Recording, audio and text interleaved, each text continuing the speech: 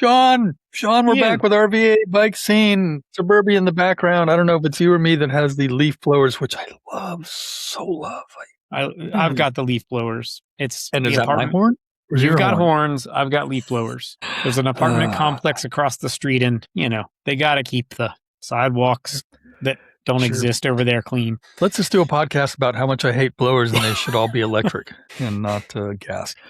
Anyway, so we're here to talk about bikes, the RVA Bike Scene. Sean and I bike all over Richmond and Chesterfield, and he has clinics, and I have a podcast and a YouTube channel and Transportation Reporter. If you haven't tuned in before, thanks for tuning in. You could also listen to this at the Mechanics of Transportation podcast, RVA Bike Scene on that, or you could watch it on YouTube at Ian Stewart Cycles, which I just posted a new video of me cycling hills with my new GoPro, one hill in particular. But I digress. We have stuff going on. Let's get into some events. You have some clinics, and you have the VAC blah blah race series. So there's a couple things going on right now. We have the last two races of the Bryan Park training series, our weekly road criterium, which is Tuesday nights, 5:45 gets things started. It ends around 7:45. The last 2 weeks are this week and next week. So the final points, we have a series race and a leader's jersey that will be decided for a few of the races over the next 2 weeks. So it's a pretty exciting time. Looks like we'll have good weather tonight. And then following that, once we end our road series, we have 3 weeks at Forest Hill Park with the Sorry Honey, I've Got to Work Late cyclocross races. So we've got cyclocross is coming. Cross is coming. 3 things, 3 weeks of that. So we've got 5 more weeks of midweek races, and then my clinic, which I put on Saturday mornings at 8:30, leaving from the north end of the Teapot Bridge. That's this Saturday and next Saturday, 8:30, about a 2-hour ride, and there's some basic rides, some getting through the city, a little bit of stairs, a little bit of grass, a little bit of gravel. So we got that whole, bring your bike, not an e-bike. Don't ride the BMX track on an e-bike. I've been informed of that, or that was a request made, is that we do not put e-bikes of any size, any kind on the BMX track, which we're not really using anymore for a cyclocross feature anyway, which is for the best. Some people were, good at it, and some people were really caught off guard because they'd never ridden one, and then they go into it fast, race pace, first time ever, and we had some people get hurt. So anyway, we're going to do that Saturday morning, 8:30. And 2 more weeks of that to get ready for the cyclocross series, which starts on September 12th, which is the Virginia Cyclocross Series start race, Hen Bike Go, Crump Park, September 12th. Races get started around 9:00. So that's good. So you have a lot of going on. A lot of going on, which is great. Well, here I've got some stuff on my end. Let's see. So Virginia Capitol Trail, our beloved Virginia Capitol Trail, has it's the tail end of the Cap Trail Summer Challenge, which ends September 7th, but I'm sure you could still sign up. It's basically just to ride different mileage, 51.7, 103.4, 568.7, which if you could do that by September 7th, sure, that'd be great. They also have a intermediate bike packing trip with Bicycle Co-op of Williamsburg, September 5th through 6th. That sounds fun. I'd like to do that. And then they have the Cap Trail Classic coming up October 21st, 24th, which is a little ways away, but go to virginiacapitoltrail.org to see that. And they're always doing some great things. And then other events that I noticed happening, the Heart of Virginia Bike Festival is coming up on Saturday, September 19th, starting at the Hanover County Administration Building. And that's hosted by RABA. And it's it's a fully supported ride, features 4 routes ranging from an 11-mile family-friendly to a 102-mile English Century ride. Ooh. God, I need to ride. I'll tell you in a minute why I can't. Well, I probably can now. East End Bike Tour is coming up as well, Saturday. East End Bike Tour is coming up Saturday, September 19th. Also, starting at Chimborazo Park at 10 a.m. It's a guided tour that explores the historical East End neighborhoods with a free pre-ride tune-up. But tickets are required for that, $20 for adults. And I'm sure the Bike Festival probably has tickets as well. And then, as you mentioned, the cyclocross series and the like, and there's another ride, go forward together ride coming up on October 3rd. So, and those are the things happening as far as I know. Weekly rides happening. The fall is really packed with good things to do. So now that the weather's starting to turn, there's going to be more bikes out and there's more events. So let's, everybody stay safe. And if you're listening to this as a driver, give everybody some respect as well. So Yeah. lots of I'm people are really going to be out. I'm really itching to go on some long rides, because I've only been able to do 5 or 6 miles because of my stitches that I have periodically putting in and taking out every 2 weeks. I have my last go around coming Thursday, then another 2 weeks, and then I should be able to ride long distances. They tell me, oh, you shouldn't ride, and I wait a week, and I'm like, I move more in my bed than I am on my bike, but it's the blood Yeah. pressure. So I have a couple of my rides posted on Ian Stewart Cycles, and but I would love to get some longer rides in because my summer was planned to do a 60 miler for my birthday or 61 miler for my birthday and a bike packing trip. I could still do those whenever, but yeah.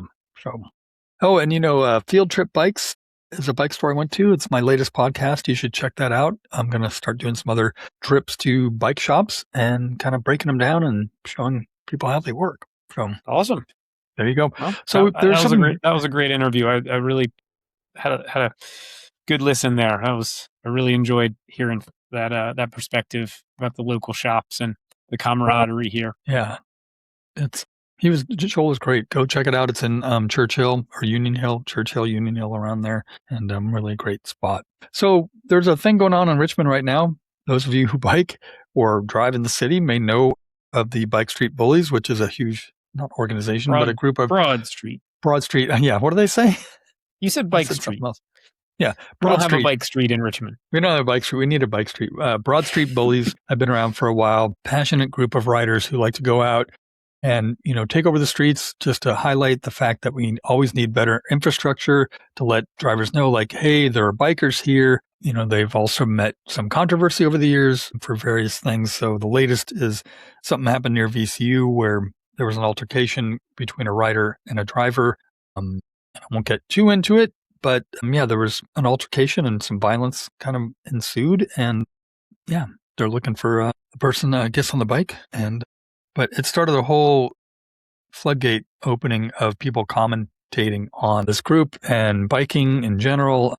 Just looking at like a recent Reddit thread, which is, I guess an upgrade from Nextdoor, depending on how you break down. But in what I'm seeing on this one thread from just the RVA, the r/RVA thread, tons of people are like, hating on BSB for, what happened. Some people are not. I don't know. I don't know what to think about it other than violence is never the answer. And, be cognizant, that's the right word, know that cars are around as well. And, I don't know. I wasn't there, so I can't like delve into it too much, but yeah, well, I've watched the video and, have a take on that, there's a point at which large groups become a little bit of a hindrance to their own cause.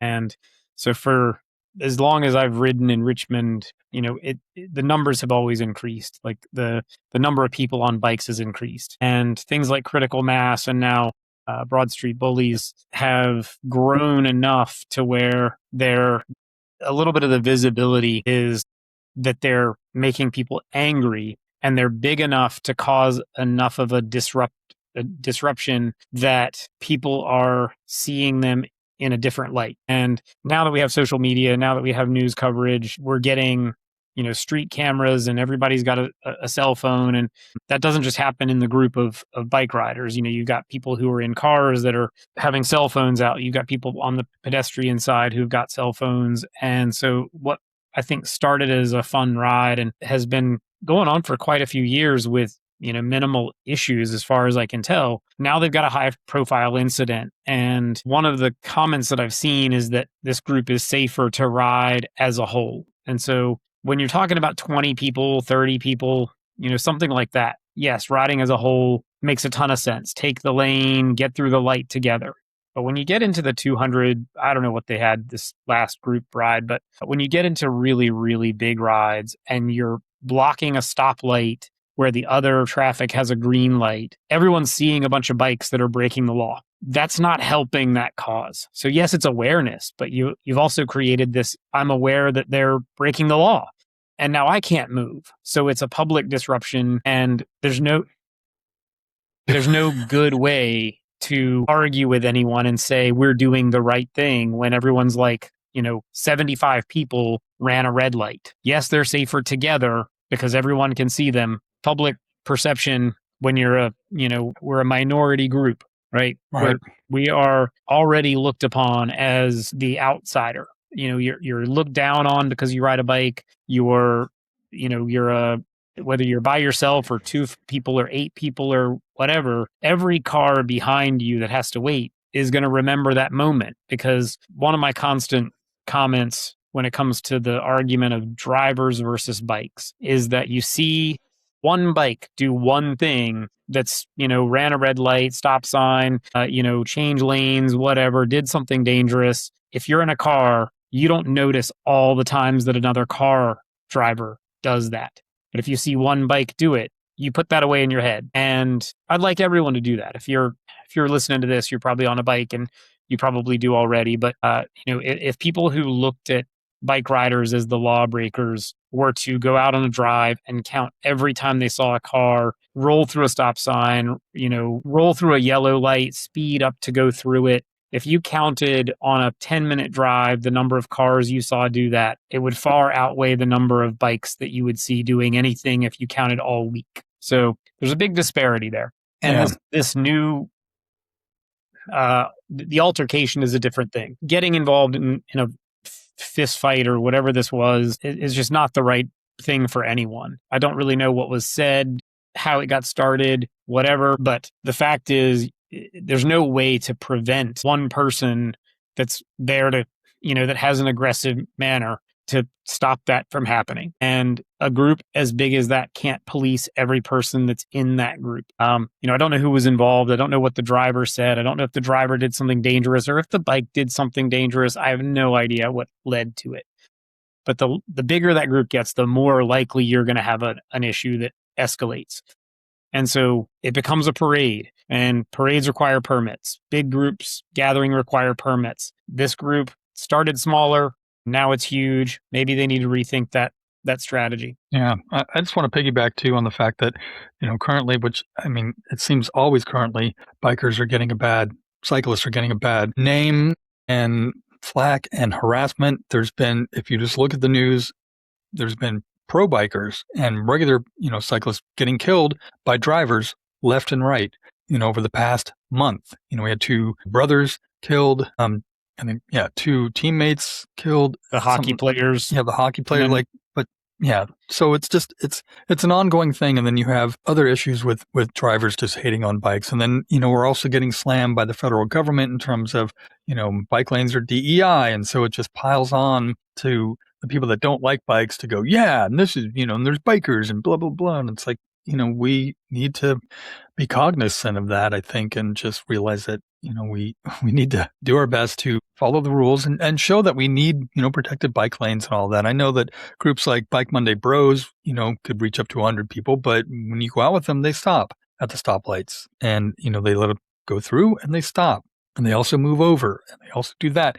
And I know, maybe if you're riding with PESB, that, the whole point is to show in mass. I did critical mass in San Francisco years ago before there was any bike lanes whatsoever there. And, hundreds of people. And yeah, it pissed a lot of drivers off, but it was also, I think we did stop a few times at different lights, but it's also to show like this is desperately needed. And it's changed. There's a ton of bike infrastructure now. So on the one hand, I want cyclists to be out there in mass and show that we need these things, but there's also got to be some give and take in terms of not being a dick. Yeah, and like I said, there are two sides, and being respectful of other people is the first thing that we can do. And I try to stop for every stoplight and then proceed through if there's nothing coming or if I'm the first one there. My team rides get up to about 6 people or 8 people at the most, I think, in our group ride situation. And some of those group rides that go more on a rural route, they're hitting a stop sign, every mile, every 3 miles, whatever. But when you get downtown and you're getting into a bunch of people with stoplights and you're starting to disrupt the, rather than the last piece of the last 2 or 3 miles of someone's commute home, you're in the first part of someone's commute to leave the city to go home. We start to look at the timing of it as well. Our group rides start at 6 o'clock, 6:15 in the evening. So we're really outside of rush hour. So the timing of some of these things matters. Some of the rides that leave Crump Park, I can't remember which group it is. It was RABA or part RABA. There were a couple of different groups that all followed the same route. And so you'd end up with like 30 people leaving together, and then 5 minutes later, 20 people leaving together, and then 5 minutes later, but they all took the same route. And so drivers would come across all these riders and then come across another group. So there's another side of it about picking your route and the timing of your route to be not in the way of what you know to be a high traffic time. Again, I don't know. Broad Street Bullies might have done something. It looked like it might have been getting dark. Maybe their time slot was a little later. Don't really know. That creates its other visibility issues with you can't have a straggler that doesn't have lights because you're riding in the dark. Maybe there's something to that. But yeah, we are getting more and more instances of aggressive drivers. I was driving through Tennessee on my way to vacation in Pigeon Forge, Gatlinburg area, and I passed the sign for Milligan University, and I knew it existed because Milligan University. Milligan University. Okay, sorry, no shade to Milligan. Well, it's in Johnson City, Tennessee. And I knew it was in the South, but I didn't know exactly where. Every year when I've raced, when I've gone to cyclocross nationals, mountain bike nationals, they're a collegiate team that does well. They've got a team that 30 riders, small college, but it's got a big cycling contingent. And 2 of their riders were hit well, 9 of their riders were hit out of a group of 11 this past week, and 2 died. And 7 are in the hospital. And the driver didn't brake, didn't swerve. There's some other outlying things about smell of pot or something in the car and previous DUIs from another state. But this is again one of those, like, when you're in a really big group, the visibility is great, and that's what you want. You want to be as visible as you can. That's not enough. If someone, without trying to stop, plowed into 9 different, or a group of 11 and injured 7, killed 2, there's a disconnect there, because it's not looking at someone as a human. And everybody out on the roads, pedestrian, cyclist, whether you're commuting to work or whether you're out there for fun, my kids all ride in the bike lanes and have to go through the neighborhoods to connect to their friends' houses. We're all human, and that is level 1. That is where we need to start. Everyone's human, and everyone's trying to do something. Some people are going to work. Some people are out for fun. That does not matter. Yeah, it's just a good reminder that just to be courteous whenever you, as a driver as well. We're not knocking, letting drivers get away with stuff either. Anyways, that's all we have time for today. Yeah, but let us know if you're listening. That on a sadder note, but I feel like it's important to to mention that we are still at a moment where cars are bigger, people are more isolated and angry, and the car just lets you be anonymous. You can get away with a ton in a car that you can't get away with anywhere else. Yeah, I mean, we've done whole episodes on cars and car brain and things of that nature. So yeah. But let us know what you guys think in the comments. We do have a lot of good things going on. It's just a matter of, everybody get out there, everybody ride, be a good advocate, and be respectful of everybody else on the road. And support your local bike shop. Subscribe, share the show. Anyways, have a great week. All right. And, hopefully we'll get out on a ride soon, right? Yeah. Get out and ride your bike. Ooh.